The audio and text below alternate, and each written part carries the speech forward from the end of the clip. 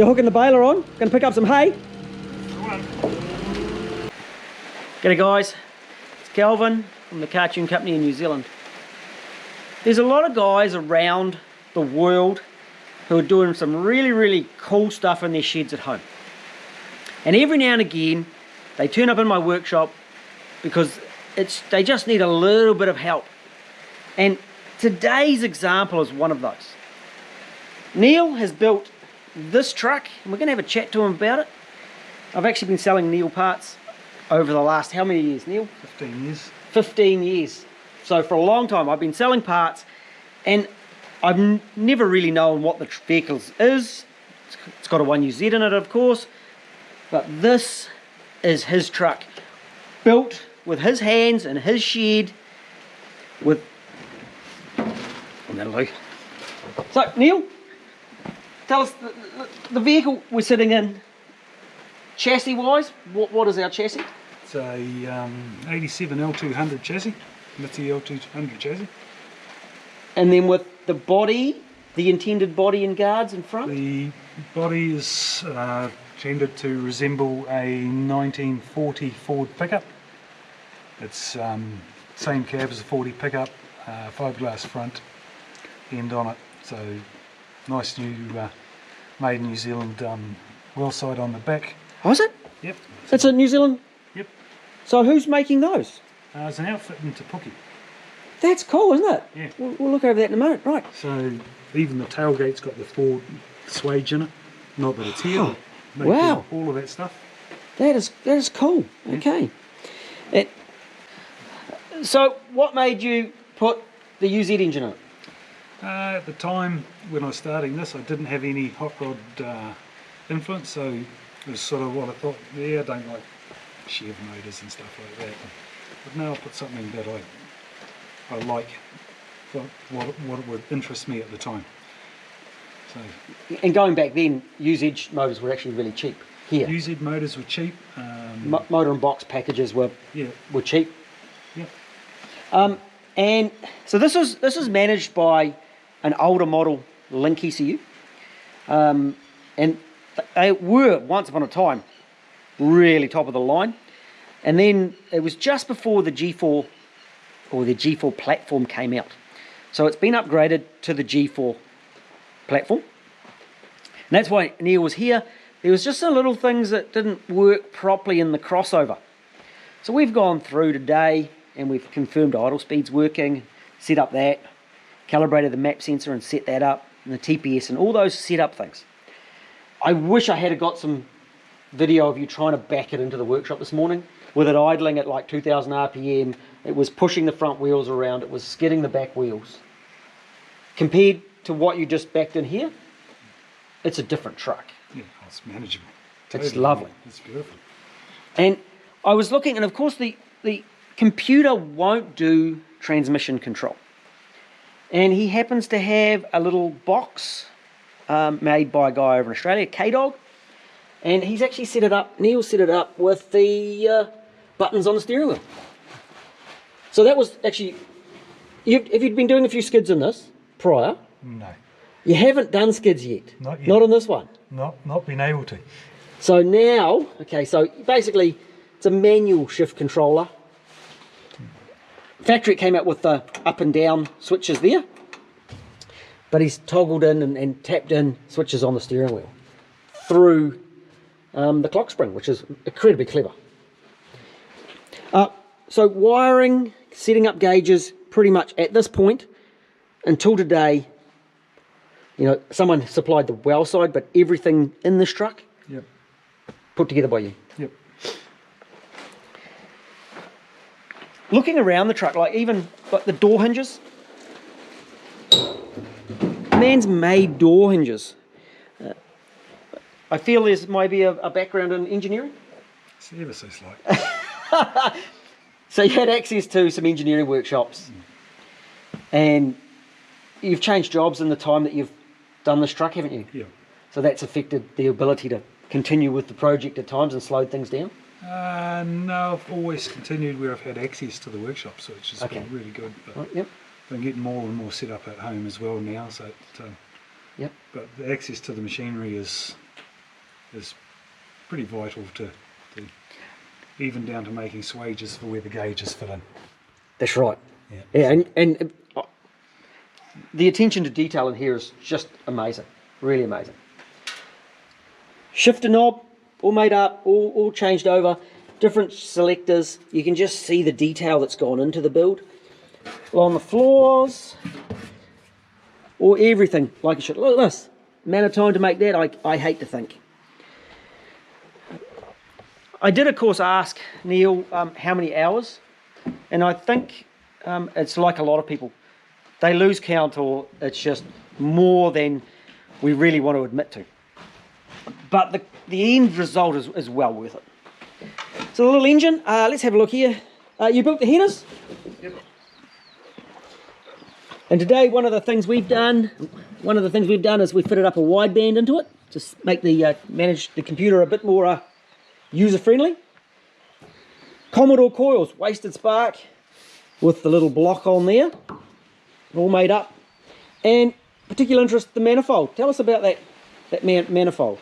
Well, it's just a lower manifold. We looked at the design and a bit of discussion on the Lextreme website over the years ago, and thought, well, just straight tubes probably would have been more effective. So there's countless hours in making those, and so yeah, that's all flanges, everything from scratch. I also think that the increased length, I always envisaged them being lower, Yeah. but now I've seen one like this, and of course in this vehicle you've got bonnet clearance.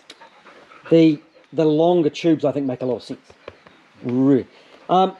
Fuel rails, I said, what are these fuel rails? And his answer was, Made them. yeah, he just made them. Radiator. Now this will catch a lot of people out because it looks really weird, because you've got the top hose and the bottom hose both at the top.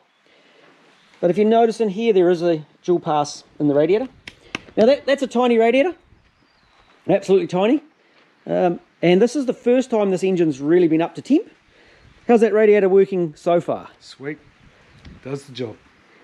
And of course it's helped out with the oil cooler as well, and fans on both of those.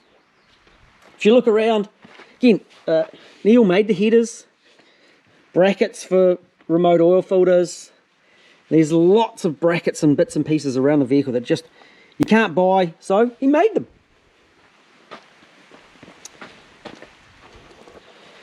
One of the little things we did today, of course, we did the one-way valve and the brake booster, and this is heading to get road legal. This vehicle will be road legal in New Zealand, so we're just going through and checking all those little bits and pieces.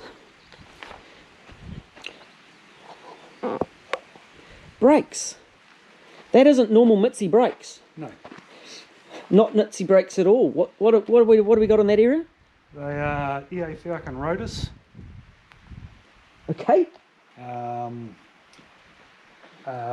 R33 calipers, 4-spot calipers.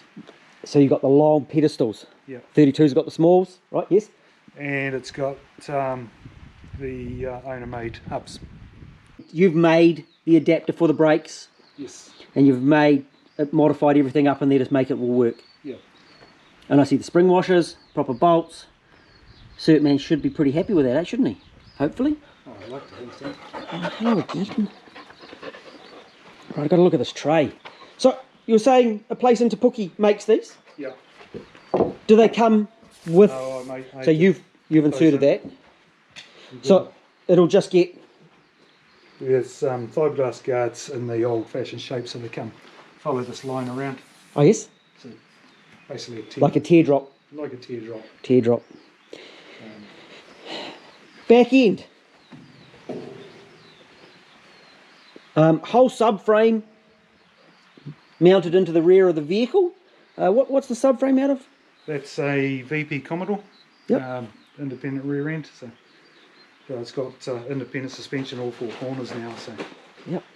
try and make it go around corners a bit better. Yep. Yeah, excellent.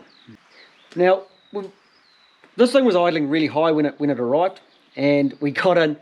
and we've got it idling. And I did have to explain to Neil that the sound of the exhaust is absolutely lovely. It's really, really, really lovely. And of course, when you rev it, it gets louder. And I did have to explain that you have to push the loud pedal to make it louder. What size is this exhaust, Neil? 2.5 inch. No, it's 3. Is it 3? I can't remember. It might be a little bit bigger, eh? I think 3. you might have gone. I think I might have gone 3. Wanted to go 2 3/4, but we couldn't get any. Correct. So, You sat down and did the maths, and 2 3/4 is correct. yep. It's a lot harder to get a 3-inch system quiet, and hence you've got that big muffler and then the Adrenaline R on the back. Yeah. Have you got a converter, a catalytic converter on this? No. Not at this stage. No. Are we crossing fingers on catalytic converter?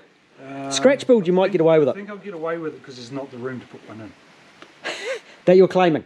That's what I'm hoping. So over here with catalytic converters, part of our cert process is we need to have them if the engine came with a converter or the vehicle came with a converter. This vehicle never came with a converter, so we're okay there, but the engine did. But we can get away if there's not sufficient room for a catalytic converter, we can get away with it. So we might be able to do that. And on a scratch build like that, that's often the case. So the back end just got the same as all Commodore brakes. Yes. So it's just the whole, basically the whole Commodore clip rear end went into it. Yep. You mounted it on the chaser. As simple as I could. I've done too much elsewhere to muck around with that one as well. Yep. Even down to the fuel tank he's made, which may cause problems with cert because we have had some changes in rules. What are these gauges? What gauges are they? What are the brand? iGauge. iGauge. Got them out of Cruising Customs in Palmy North. Okay. So Yeah. they're Taiwan. All right. They look good. They look smart. They do. They bring in heaps of them. Yeah. Okay. And, And you were never really into hot rods? no, You decided to build not this till without the ever start. being into hot rods? Yeah. Just thought you'd build a truck? Yeah. Put your skills, had something to do? Yeah. Sold the jet boats. Oh, yeah, jet boats? Yeah, this was into jet boats. So. Okay. Yeah. As you see, we've done jet boats. Yeah. We play jet boats as well, so Yeah. No, they suck time, they suck money. Yeah, the last one had the old Buick motor in it. Hey, V6 Commodore motor? Yep. Neat. Slightly modded. Yep. Good. Quick. Yep. Yeah. Yeah. So, yeah. Something's got to fill on the time. That's right.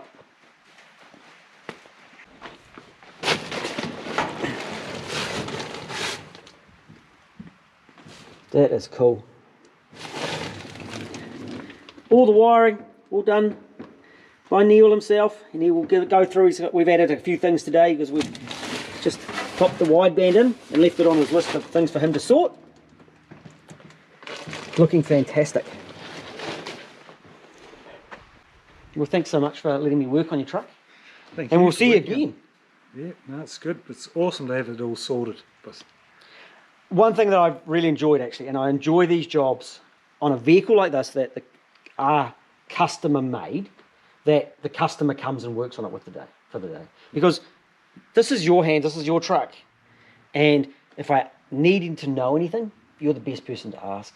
And as I said, I just gave you the tools. You put the wideband in. I didn't actually install it. I just had to set it up.